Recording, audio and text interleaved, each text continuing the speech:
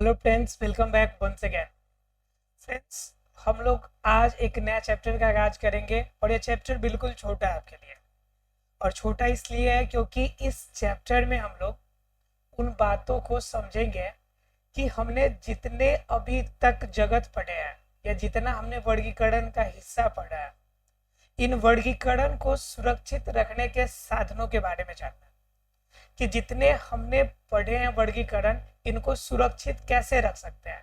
मान लीजिए कि एक बार किसी भी जीव का हमने नामकरण कर दिया, वैज्ञानिक नाम भी हमने रख दिया, लेकिन वैज्ञानिक नाम रखने के बाद क्या वो सुरक्षित अवस्था में रहता है, या फिर हम कैसे जानेंगे कि कोई प्राणी हमारी विलुप्त होती जा रही है, या कैसे हमें पता चलेगा कि कोई सा भी जीव का जनसंख्या किस रूप में है या उनके क्या नए क्वालिटी आ रहा है, इनके बारे में चर्चा हम कैसे कर सकते हैं। तो इनकी जानकारी के लिए हमें क्या करना पड़ता है, उनके सैंपल्स या फिर उसे किसी न किसी रूप में हमारे अपने पास रखना पड़ता है। तो क्या होता है कि जितना वर्गीकरण के हिस्से होते हैं, जितने भी जीव जंतु या पेड़ पौधे होते हैं, इनको हम सुरक्षित रखते हैं और इन्हीं को सुरक्षित रखने के तौर तरीकों एवं सुरक्षित रखने के जगह के बारे में आज हम लोग पढ़ेंगे। ठीक है, और इनके क्रम में हम जानेंगे, सबसे पहले जो जानेंगे हम लोग वो जानेंगे वनस्पति उद्यान के बारे में। किसके बारे में जानेंगे?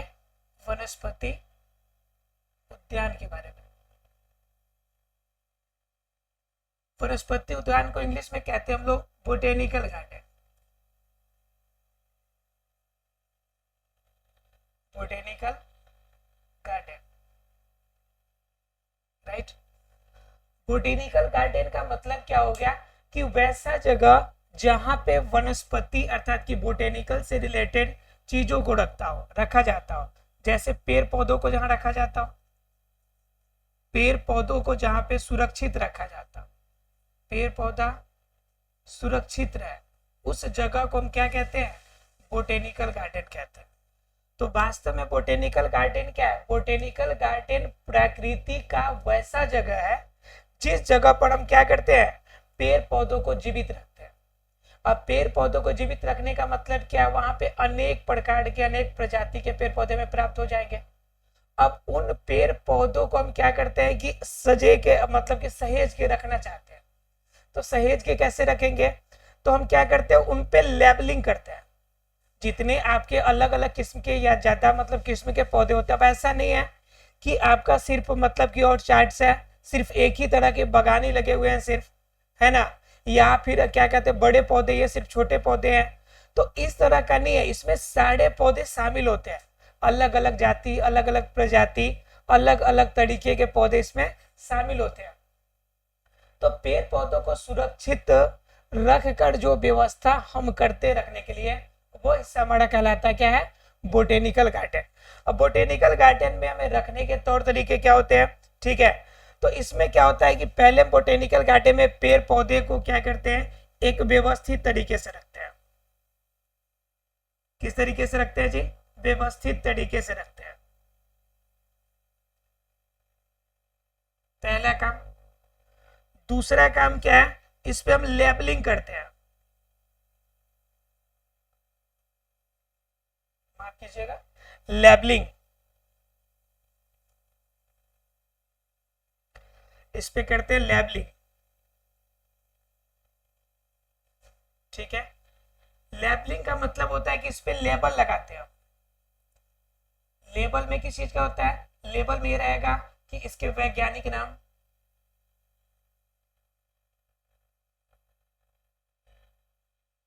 सामान्य क्षेत्र में बोले जाने वाला नाम, उसके प्रजाति का नाम, ये सारी चीजें इसमें मेंशन रहती है। तो इस प्रकार के हम कागज के टुकड़े को उस पर क्या करते हैं? एक लेबल बना देते हैं और उस प्रकार से मुझसे लगा देते हैं। ठीक है, जिनसे क्या हो जाता है कि हमें फायदा ये हो जाता है कि हम नाम पद्धति के हिसाब से इसे पता लगा पाते हैं कि किन की जनसंख्या हमारे तरीके में या हमारे वातावरण में प्रॉपर तरीके से जी रहा है। वास्तव में बोटेनिकल गार्डन रखने का सबसे बड़ा फायदा ये होता है कि हम क्या करते हैं कि उसे प्राकृतिक वातावरण में पेड़ पौधे को सुरक्षित रखकर हम इन्वायरमेंट में होने वाले चेंजेस और विलुप्त होने वाले पेड़ पौधों का पता लगाते हैं कि कौन से पेड़ पौधे के लिए जो वातावरण का कंडीशन है वो उपयुक्त नहीं हो रहा है, तो उस कंडीशन में हमें पता चल जाएगा, तो उसके अनुसार हम वैसी व्यवस्था करेंगे ताकि उन पेड़ पौधों के प्रजाति को सुरक्षित रहा जा सके। इन्हीं चीजों को ध्यान नहीं रखने की वजह से विभिन्न प्रकार के आपके क्या हो गए, प्रजाति जो थी आपके पौधे की वो नष्ट हो गई, जिनकी प्रजाति का कोई अता पता ही नहीं है, तो नष्ट होगा ही होगा। तो उस कंडीशन में प्रॉब्लम ये हो जाती थी कि नष्ट हो जाती थी और हमें इसका क्या होता था, पता भी नहीं चलता था। अब इसमें भी जो हम लोग क्या कहते हैं, पौधे लगाते हैं, इन पौधे के अंदर भी हम दो तरह के पौधे को कैटेगराइज करते हैं, ठीक है। एक तो आपके जिम्नोस्पर्म वाला पौधे, एक पौधे कैसे जो जिम्नोस्पर्म वाले हैं, और एक पौधे जो आपका आर्केडियन है, मतलब बागवानी जो पौधे हैं, उस तरह के पौधों का ग्रुप हम लोग बनाते हैं। और इन दो ग्रुपों के अंतर्गत हम क्या करते हैं, इन पेड़ पौधों को रखने की कोशिश करते हैं। तो इससे क्या होता है कि हम ग्रुप वाइज करने से क्या होता है कि एक जगह बड़े पौधे, एक जगह छोटे किस्म के पौधे, इनसे क्या होता है पौधे को भी प्रॉपर तरीके से ध्यान दे पाते हैं एवं उनके विलुप्त प्रजाति का भी हमें पता चल जाता है। तो पहला हमें हमारे प्राकृतिक वर्गीकरण को सुरक्षित रखने का जो जगह है वो कौन सा, हमारा वनस्पति उद्यान अर्थात की बोटेनिकल गार्डन है। क्लियर है। उसके बाद दूसरी अगर बात करें, ये फर्स्ट नंबर था हमारा बोटेनिकल गार्डन। अब सेकेंड की बात करेंगे यानी दूसरे नंबर की बात करेंगे तो ये हो जाता है हमारा क्या, प्राणी उद्यान। क्या हो जाता है जी, प्राणी उद्यान, जिसे हम इंग्लिश में क्या कहते हैं, zoological garden. Zoological garden, clear है। अब जूलॉजिकल गार्डन क्या है, जिस तरह से हमारा बोटेनिकल गार्डन था जिसमें सिर्फ पेड़ पौधों को शामिल किया जाता था, अब उसी तरह से हमारा क्या है, जूलॉजिकल गार्डन है, ठीक है। तो जूलॉजिकल गार्डन के अंदर क्या किया जाएगा कि जूलॉजिकल गार्डन के अंदर जीव जंतु रहेंगे, इनके अंदर क्या रहेंगे, जीव जंतु रहेंगे। और इन जीव जंतुओं को हम क्या करेंगे, पिंजरे में रख के, पिंजरा में रखेंगे, या फिर क्या करेंगे, हम इसे ऐसे जगह पे रखेंगे जिस तरह से यह जीवित रहने में क्या हो, इसे आसानी हो। कोशिश करेंगे प्राकृतिक वातावरण देने का, प्राकृतिक वातावरण अवेलेबल कराने की कोशिश करेंगे। प्राकृतिक वातावरण क्या करेंगे, अवेलेबल कराने की कोशिश करेंगे। तो उस कंडीशन में क्या हो जाएगा हमारा कि जीव जंतु सुरक्षित रहेगा। अब इनमें क्या होता है कि इनमें बेनिफिट और क्या हो जाते हैं, पहला तो ये हो जाएगा, दूसरा बेनिफिट क्या हो जाता है इसमें कि आपका जो जीव जंतु है उनको हम कृत्रिम तरीके से प्रजनन भी करा देते हैं। जीव जंतु को कृत्रिम तरीके से, कृत्रिम तरीके से प्रजनन भी करा देते हैं। अब कृत्रिम तरीके से प्रजनन का मतलब समझ रहे हैं आप लोग कि आप क्या कर सकते हैं, क्रॉस करा सकते हैं इसे आप कृत्रिम तरीके से, और अपने हिसाब से क्या कर सकते हैं, नए जीव की उत्पत्ति। उसके बाद क्या कर सकते हैं, इसमें जो विलुप्त होने वाली प्रजाति है, विलुप्त होने वाली प्रजाति है, उन प्रजाति को सहेजा जा सकता है। विलुप्त होने वाली प्रजाति को सहेजा जा सकता है। सहेजा का मतलब क्या हो गया कि आप उसे सुरक्षित रख सकते हैं। जो प्रजाति आपका जीव जंतु का नष्ट हो जा रहा है, जैसे मान लीजिए प्रॉपर ध्यान नहीं रखने की वजह से डायनासोर अब हमारे बीच नहीं है ना जी, बिल्कुल भी नहीं है। तो ऐसे बहुत सारे, अब आज से कुछ दिन पहले आप देखे होंगे कि बाघ का कंडीशन भी बहुत दयनीय था, लगभग बाघ भी आपके क्या हो गए थे, इंडिया में लगभग समाप्त हो गए थे। ये तो कहिए कि दूसरे देशों से कुछ बाघ मंगाए गए, बाघ पे प्रॉपर केयर रखा गया और वास्तव में अपने देश के अंदर क्या कर दिया गया कि उसे सुरक्षित रखने के लिए या फिर उनको मारने वाले पे क्या कर दिया गया, स्पेशल रोक लगा दिया गया, जिसके कारण से आज क्या है, सुरक्षित अवस्था में हमारा क्या है, आपका जो बाघ का कंडीशन है। ठीक है, लेकिन इस कंडीशन में अगर नहीं हो, इस कंडीशन में अगर अवेलेबल अगर हमारे पास नहीं हो व्यवस्था अगर जीव जंतुओं को रखने की, तो प्रजाति हमारी दिन प्रतिदिन नष्ट होती चली जाएगी। इसलिए इनको देखने के लिए, इनको रखने के लिए जूलॉजिकल यानी कि प्राणी उद्यान बनाया गया। जूलॉजिकल गार्डन आपका अलग अलग पर्पस के लिए भी इस्तेमाल किए जाते हैं। अन्य पर्पस क्या हो जाएंगे? तो अन्य लक्ष्य आपका चौथा नंबर देखिएगा, तो क्या होता है कि ये आपका एक तरह से जीवों के बारे में बच्चों को समझ बढ़ाने के लिए भी यूज किए जाते हैं, यानी बच्चों की समझ बढ़ेगी। बच्चों की समझ क्या, जूलॉजिकल गार्डन में जनरली घूमने की अलाउ होती है, वहां पे बच्चे को जनरली घूमने के लिए ले जाया जाता है, जिनसे बच्चे को उनके आपके सामान्य वातावरण में उनसे मिल सके, समझ सके कि वो जीव किस तरह का होता है। बहुत सारे ऐसे जीव होते हैं जो छोटे छोटे जीवों को भी नहीं पहचानते हैं, हिरन को भी बकरी समझ लेते हैं, तो उस कंडीशन में समस्याएं होती है। तो उसे क्या किया जाता है कि पिंजरे में या इस रूप में रखा जाता है। तो क्या होगा कि उसमें जाकर बच्चे देखेंगे तो कम से कम उससे ये पता चल पाएगा कि ये किस प्रकार का जीव है और इनका रहने सहने का कैसा तरीका है। तो इसलिए आपका इन सभी कारणों की वजह से प्राणी उद्यान क्या होता है, वर्गीकरण को सुरक्षित रखने में एक महत्वपूर्ण भूमिका निभाती है। तो हमने दो देख लिए, वनस्पति उद्यान पेड़ पौधों को, वहीं पे जीव जंतुओं को आपका क्या, प्राणी उद्यान। तो ये ध्यान रखिएगा, ये कृत्रिम तरीके से बनाया जाता है। जूलॉजिकल गार्डन जो है कृत्रिम तरीके से एक जीव को प्राकृतिक वातावरण देने का काम करता है। जैसे मान लीजिए जंगलों के आपका क्या कहते हैं, जैसे पटना में है, तो पटना में क्या है कि मान लीजिए कि आपका शहर के बीच में अवेलेबल है या ऐसे जगह पे अवेलेबल है जहां पे मान लीजिए कि सभी व्यवस्था कृत्रिम तरीके से अवेलेबल करा के पेड़ पौधों को लगाकर और वहां पे प्राकृतिक रूप देने की कोशिश किया गया। तो उस कंडीशन में जो हम जीवों को पालेंगे तो वो हमारा होगा जूलॉजिकल गार्डन। लेकिन अगर कोई जीव स्वतंत्र रूप से अपने आप को जीवित रखना चाहे और उन एरिया वाले, जिस एरिया में वो जीव ऑटोमेटिकली नेचुरल बेस से रहते हो, और उन एरिया को जब हम सुरक्षित रखने की कोशिश करेंगे तो वो हमारा हो जाता है क्या, तीसरा पार्ट इसका हो जाता है अभ्यारण्य, उसे कहते हैं हम लोग।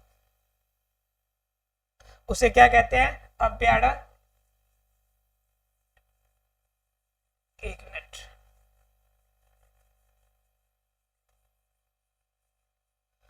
तो अभ्यारण्य क्या होगा कि ये भी एक प्रकार का क्या होगा, उद्यान की तरह ही होगा, लेकिन क्या होगा ये, इसमें प्राकृतिक रूप में उसे क्या मिलेगी, सारी सुविधाएं मिलेगी। ये कृत्रिम तरीके से अवेलेबल कराया जा रहे थे, लेकिन अब जो मिलेगा वो क्या मिलेगा, प्राकृतिक तौर से आपका मिलेगा अभ्यारण्य। ठीक है, ये आपका तीसरा नंबर, जिसे सैंक्चुरी भी कहा जाता है। तो अभ्यारण्य वास्तव में क्या है, जीवों को रहने का प्राकृतिक जगह, जीवों को रहने का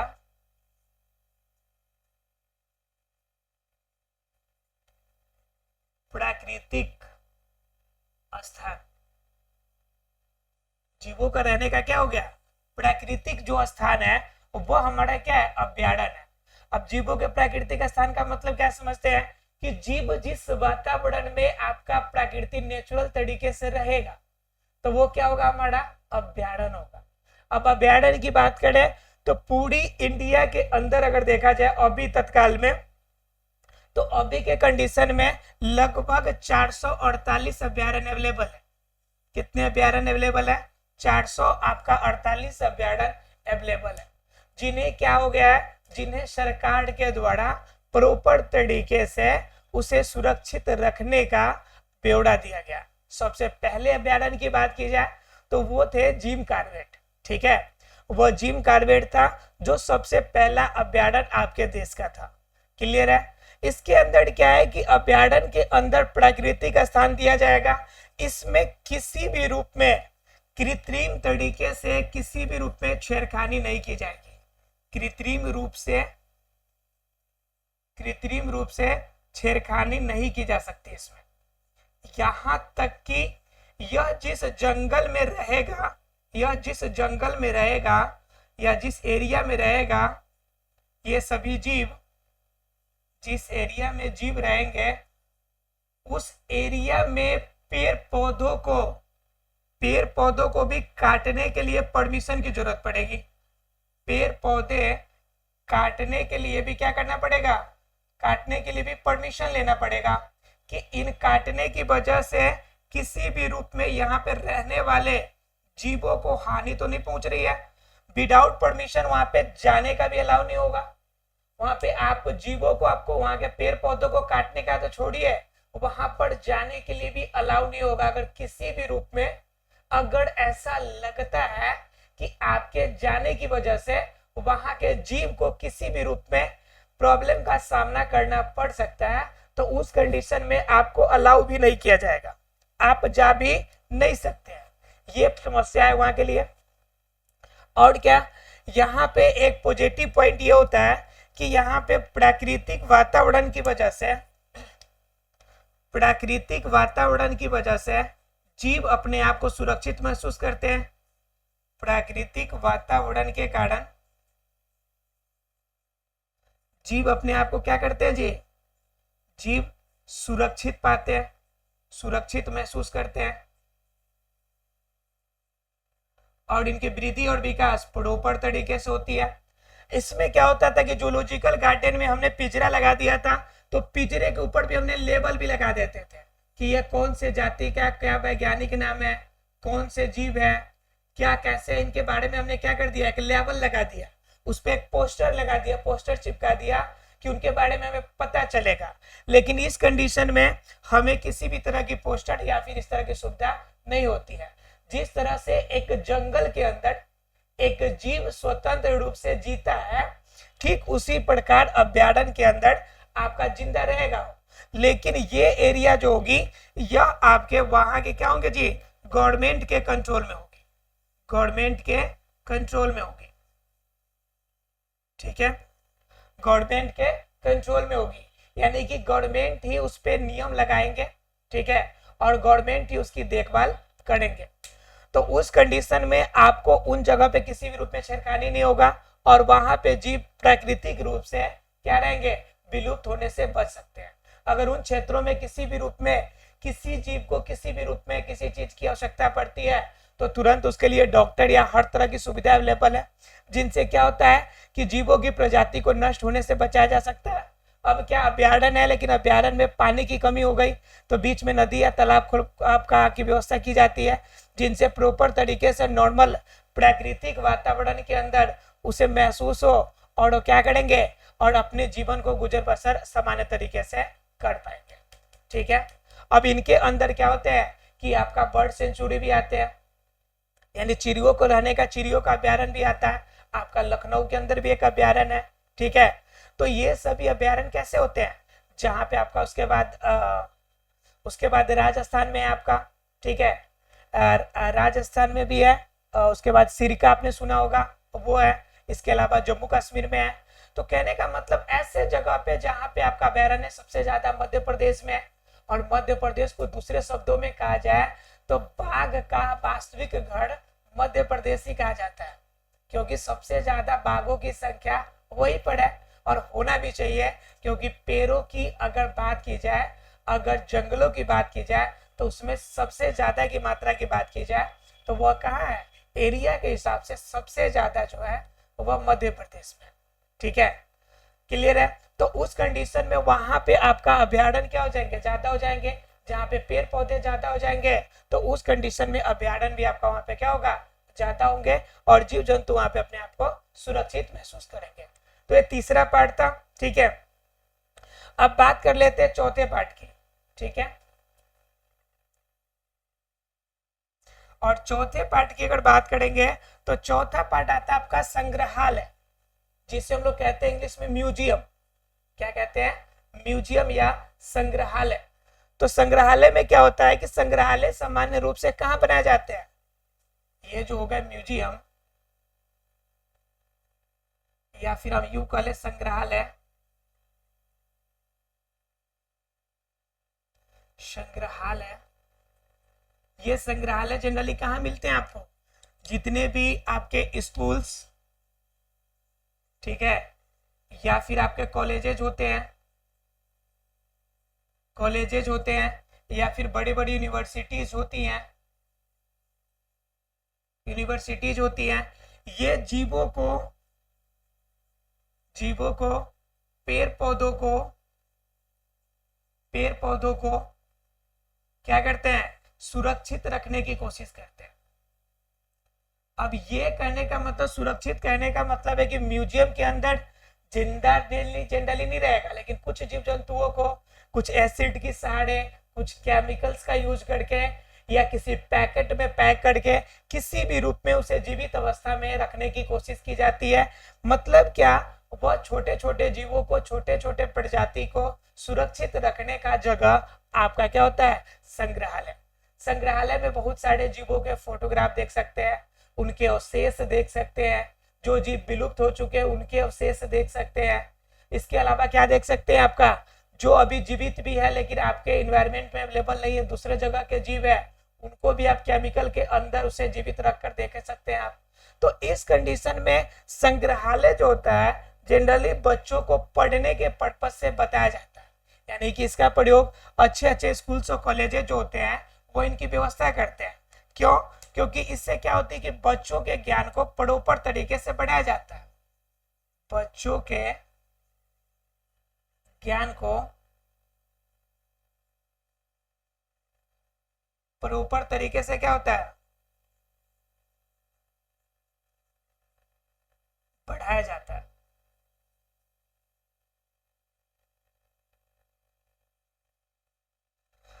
बच्चों के ज्ञान को क्या होता है कि प्रॉपर तरीके से बढ़ाया जाता है, और प्रॉपर तरीके से जब बढ़ाया जाएगा इस ज्ञान को, तो क्या कहलाता है ये, तो यह आपके क्या होता है कि बच्चों के लिए बेहतरीन हो जाता है। और साथ ही साथ क्या करते हैं हम, इन चीजों को सुरक्षित रखकर एक लेबल लगाकर, मान लीजिए कि जैसे छिपकली की बहुत सारी प्रजातियां जो हमारे एनवायरमेंट में आज भी अवेलेबल नहीं है, तो हमने उसे क्या किया, केमिकल में स्टोर करके रखा है। अब क्या करेंगे, हमने उस पर लेबल लगा दिया है, उन पे लेबल लगा दिया है कि वो लिजार्ड के किस प्रजाति से आता है। ठीक है, उनके क्या वैज्ञानिक नाम है, ठीक है, और सामान्य रूप से इनकी खोज कब हुई थी। ये सारी चीजें क्या होती है, इन सभी का हम क्या करते हैं, एक लेबल लगा देते हैं, और लेबल के थ्रू से क्या होते हैं, बच्चे उनको पढ़कर और उन जीव को देखकर उनकी जानकारी को एकत्रित करते हैं, एक नोट्स बनाते हैं, डाटा बनाते हैं, और इससे क्या करते हैं, अपने जो स्टडी है उनको बेहतर बनाने की कोशिश करते हैं। तो म्यूजियम भी एक तरह से क्या हो गया, वर्गीकरण को संग्रहित करने का एक महत्वपूर्ण स्थान बन जाता है। ठीक है, तो ये कितना नंबर हो गया आपके लिए, ये फोर्थ नंबर था। अब बात कर लेते हैं हम लोग फिफ्थ नंबर की, पांचवें नंबर की। तो पांचवें नंबर सिर्फ इसी का पार्ट होता है, लेकिन थोड़ा सा अलग होता है, जिससे हम लोग बोलते हैं हार्डवेरियम। क्या कहते हैं उसे, हार्डवेरियम।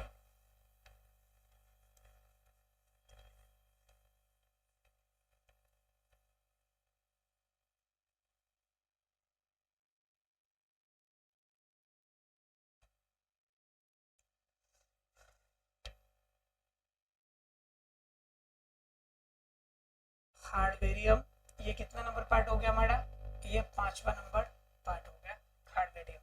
ठीक है, हार्डवेरियम की अगर शुरुआत की बात की जाए तो इसकी स्टार्टअप जो पहली बार हुई थी वह 1545 में हुई थी। समझ सकते कितना पहले इनके बारे में खोज हुआ था कि इसमें सुरक्षित रखा जा सकता है। तो इसमें क्या होता है कि पौधे, छोटे छोटे जीव होते हैं, उन पे भी क्या करते हैं, लेबल लगा के हम लोग इसे सुरक्षित रखने की कोशिश करते हैं। इस पे लेबल लगाते हैं और लेबल लगा के पेड़ पौधों को सुरक्षित रखने की कोशिश करते हैं।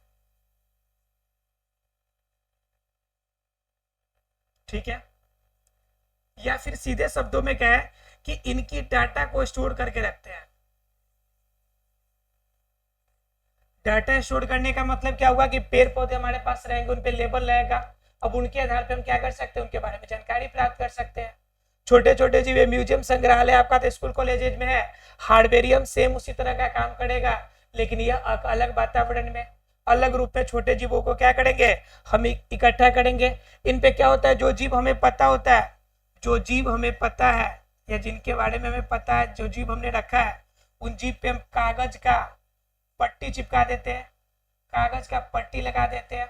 अब इस पट्टी पे क्या लिखा होगा, उसके नेम यानी कि वैज्ञानिक नाम, वैज्ञानिक नाम,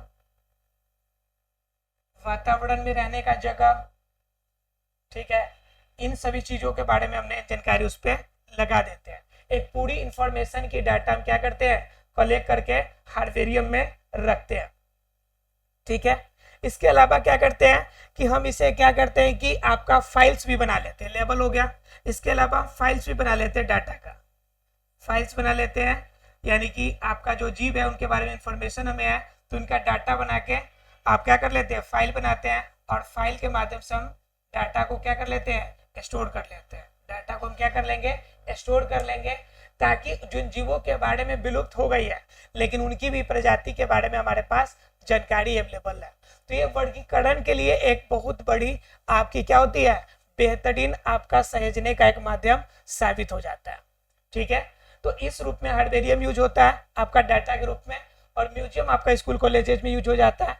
इसके अलावा अगर बात करेंगे तो सबसे बाहरी आपका लास्ट वाला हो जाता है वर्गीकी कुंजी, आपका 6ठा नंबर, 6 नंबर हो जाता है आपका वर्गीकी कुंजी। तो वर्गीकी कुंजी का मतलब क्या हो गया कि आप छोटे छोटे डाटा आपके पास है, इन डाटा के आधार पर क्या करते हैं जी, इनमें हम डाटा में हम क्या करते हैं कि असमान गुणों को निकाल के अलग रखते हैं, असमान गुणों वाले को अलग रखने की कोशिश करते हैं। सिर्फ हम असमान गुणों को छांट के अलग करते हैं। तो मान लीजिए कि दो जीवों के अंदर हम असमान गुण निकाल दिए तो हमें क्या मिलेगी, इससे वर्गीकरण करने में हमें क्या मिलेगी, थोड़ी सी आसानी होगी। तो इस तरह से कह सकते हैं कि ये 6 ऐसे जगह है जो हमारी पूरी वर्गीकरण को सहेज कर रखने में हमारी क्या करते हैं, मदद करते हैं। तो पहला हमने क्या जाना, पहला हमने जाना बोटेनिकल गार्डन, जहाँ पे पेड़ पौधों को उसके प्राकृतिक वातावरण में सुरक्षित रखने की पूरी कोशिश की जाती है। दूसरा हमने देखा कि जीव जंतुओं को रखने के लिए 2 जगह, एक हुआ कि उसी चीज को प्राकृतिक वातावरण देंगे लेकिन कृत्रिम तरीके से, तो हमारा जूलॉजिकल गार्डन हो गया, और एक जीव जंतु को उसके प्राकृतिक आवास पर ही सुरक्षित सुरक्षा देंगे तो वह अभ्यारण्य हो गया। तो हमने क्या कर लिया, जीव जंतु और पेड़ पौधों को अलग अलग कर लिया। उसके बाद क्या हो गया, ये 3 हो गया। उसके बाद चौथा हो जाता है म्यूजियम। म्यूजियम क्या मतलब, संग्रहालय, जहां पे हम क्या करते हैं, जीव जंतुओं को उनके डाटा के हिसाब से लेबल लगा के उन्हें सुरक्षित रखने की कोशिश करते हैं। यह ज्यादा से ज्यादा इंफॉर्मेटिव हो बच्चों के लिए और उनके शिक्षा में बेहतर करे, इनके लिए यह जरूरी हो जाता है। क्लियर। उसके बाद आपका हो जाता है हार्वेरियम। हार्वेरियम में हम डाटा स्टोर करके रखते हैं, या फिर जिनके बारे में, जिन जीवों के बारे में पता है उनके कागज के पट्टी की तरह, उनके फूल फोटो की तरह, या फिर छोटे छोटे अवशेष को चिपका कर उन पे डाटा बनाकर और उन्हें स्टोर करने की कोशिश करते हैं। वर्गीकी कुंजी में क्या होता है कि जीवों के अंदर, पेड़ पौधों के अंदर असमानताओं वाले गुणों को हम छांटकर और उसे एकत्रित करके रखने की कोशिश करते हैं। इन सभी के माध्यम से हम वर्गीकरण को सहेज कर सुरक्षित तरीके से रखने की कोशिश करते हैं। आशा फ्रेंड्स इस चैप्टर में कोई डाउट नहीं रहा होगा, क्लियर हो गया होगा ये पूरी चैप्टर।